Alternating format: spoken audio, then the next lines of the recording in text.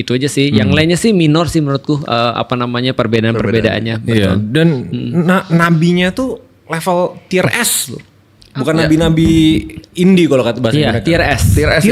Tier nabi. Apa sih ini bahasa apa sih? Kalau nabi-nabi itu di leveling, itu ada nabi-nabi yang indie. Nah, itu mereka bilang indie. 124.000 yang disebut cuma 25. Nah, itu level A tuh. Nah, di antara level A ini ada nabi-nabi level S. Nah, itu cuma 5 tuh. Nuh, Ibrahim, Musa, Yesus, Isa sama Muhammad. Tiernya S. Iya, perbedaan kita di situ doang sih. Tapi kalau misalnya di Kristen kan Nuh itu cuma sebagai salah satu tokoh cerita di Nabi lah. Iya, maksudnya di Kristen tuh Nabi. Maksudnya Iya. cerita. Nabi Nuh iya. Nabi Nuh. Terus Ibrahim Lu kira Nabi bukan Nabi? juga. Iya, nanya.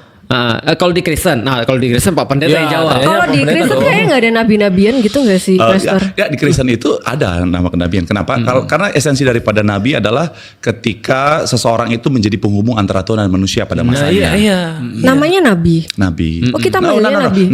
Namanya ada nama Musa, ada gelarnya nabi. Gitu kan? Ada Elia, ada Elisa dan sebagainya. Kita ngomongnya nabi juga kah? Nabi juga. Nabi Nuh gitu.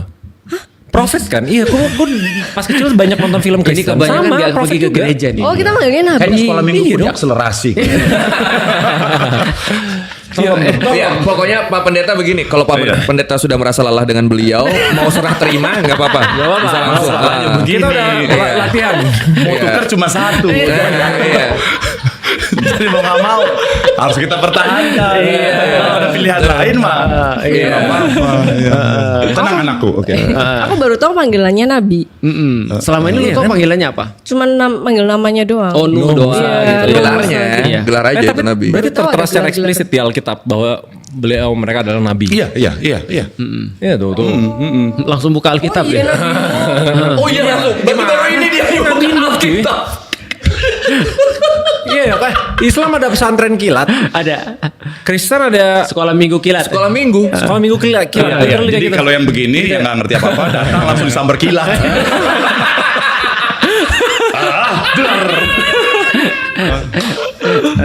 Tapi Pak Pendeta ngelihat orang-orang Kristen nih ya, misalnya kalau aku melihat orang-orang Kristen itu salah satu yang menurutku ya, yang perlu ditiru daripada orang-orang Muslim adalah manajemen, manajemen gereja, gitu kan ya, kan manajemen jamaah lah ya kira-kira, itu kan sangat rapi sekali ya kalau gereja ya.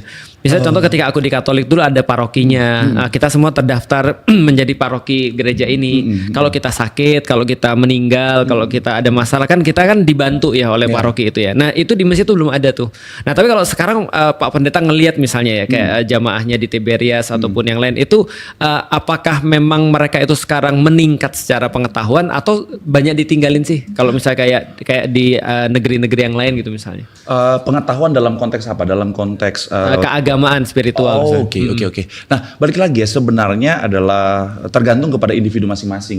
Di semua latar belakang agama, kalau soal pendidikan secara teologisnya, itu tadi anak muda zaman sekarang tuh sering terdistract dengan segala macam yang ada di dalam sosial media. Akhirnya kadang-kadang itu tadi si pengetahuan teologisnya tuh jadi sering dikesampingkan. Makanya saya senang cara kita membuat konten-konten rohani tetapi dengan kemasan anak muda, supaya sekali lagi tujuannya supaya si pemahaman teologis tadi bisa tetap mereka terima walaupun dengan keadaan yang lebih mudah lah ya. Tapi memang kondisi medsos berarti ya. Betul. Karena kalau di orang Muslim itu udah masalah dari dulu banget. Pengetahuan tentang Islam mereka tuh bener-bener hampir-hampir minim gitu maksudnya, sehingga perilakunya pun akhirnya begitu juga gitu maksudnya. Iya. Gimana Fer? Ada yang mau lu tanya lagi nggak? By the way aku tuh baru ingat kalau di Islam itu wudu sambil ngentut itu dosa. Dosa. Bukan dosa. Batal. Iya, lu kalau kayak abis ngeluarin ngentut batal. Iya. Terus apa? Maksudnya kayak kan kasihan kalau misalnya dia memang gak BAB selama 3 hari, perutnya sakit. Nah, makanya ada solusi. Cari solusi untuk BAB nggak 3 harinya. Bukan cari solusi gimana cara mengubah aturan biar wudhu tetap sah. Iya. Salah dong. Terus apa? Sekarang udah banyak loh solusi-solusinya. Contoh ya, lu bisa makan Microlax. Ya.